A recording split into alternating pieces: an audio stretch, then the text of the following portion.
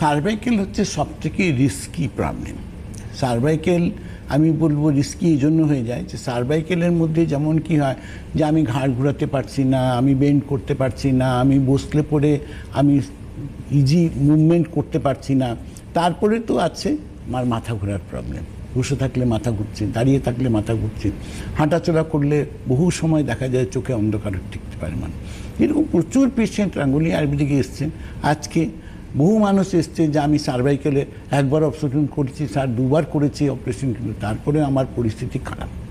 আজকে সেই জায়গা থেকে রাঙ্গুলি আয়ুর্বেদিকে যারা এসছেন তারা একটা পজিটিভিটি পেয়েছেন কি, যে আমি সার্ভাইকেলের মতো ক্রিটিক্যাল প্রবলেমস থেকেও কিন্তু রাঙ্গুলি আয়ুর্বেদিকে আমি আয়ুর্বেদিক ট্রিটমেন্ট করে আমি ভালো আছি। এই যে জায়গাগুলো আছে এখানে কিন্তু আজকে রাঙ্গুলি আয়ুর্বেদিকের সাকসেস রেট কিন্তু ওখানেই পৌঁছে আছে 98%। যারা আসছেন তারা কিন্তু ধীরে ধীরে করে প্রতিটা পেশেন্ট আজকে অন ওয়ে সুস্থ হয়েছেন।